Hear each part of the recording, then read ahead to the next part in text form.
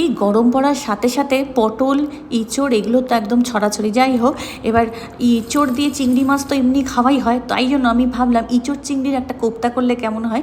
সব সেদ্ধ করে নিলাম আর তার সাথে চিংড়ি মাছ বাটা একসাথে মেখে নিলাম। চিংড়ি মাছ বাটা, আলু সেদ্ধ, ইঁচড়, কাঁচা লঙ্কা কুচি দিলাম, তার সাথে পেঁয়াজ কুচি, রসুন কুচি, আর তার সাথে যা যা মশলা লাগে হলুদের গুঁড়ো, লঙ্কার গুঁড়ো, ধনের গুঁড়ো আর ভাজা মশলার গুঁড়ো দিয়েছিলাম, একটু আদা বাটা দিলাম আর একটু ময়দার গুঁড়ো দিলাম আর আন্দাজ মতো নুন দিয়ে ভালো করে মেখে নিয়ে চিংড়ি মাছ, গোটা কিছু চিংড়ি মাছ রেখেছিলাম, তার মধ্যে নুন হলুদ মাখিয়ে রেখে দিয়েছিলাম, একটু লঙ্কার গুঁড়ো মাখিয়ে একটা করে চিংড়ি মাছ ভেতরে দিয়ে কিন্তু আমি কোপ্তাটা করেছি, যাতে কামড় দিলেই ভেতরে একটা করে চিংড়ি মাছ পাওয়া যায়।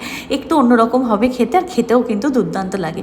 এইভাবে কোপ্তাগুলো গড়ে নিয়ে উপরে ময়দার গুঁড়ো ছড়িয়ে আমি ভেজেছিলাম, যাতে কোপ্তাগুলো ভেঙে না যায়। আর কোপ্তাগুলো ভাজার সময় কিন্তু অল্প আঁচে ভাজতে হবে, যাতে ভেতরে একটা চিংড়ি মাছ আছে সেটাও যাতে সেদ্ধ হয়ে যায়, কারণ এটা তো আর ফোটানো যাবে না। কোপ্তাগুলো ভেজে রেখে দিয়ে এবার গ্রেভিটা তৈরি করতে হবে। ওই তেলের মধ্যে গোটা গরম মশলা ফোড়ন দিয়ে পেঁয়াজ, রসুন, আদা, কাঁচা লঙ্কা বাটা দিয়ে ভালো করে নেড়ে নিয়ে তার মধ্যে লঙ্কার গুঁড়ো, হলুদের গুঁড়ো দিয়ে কিছু চিংড়ি মাছ কুচি দিয়েছিলাম গ্রেভিতে, যাতে গ্রেভিটার টেস্টটা আরও দুর্দান্ত হয়ে যায়।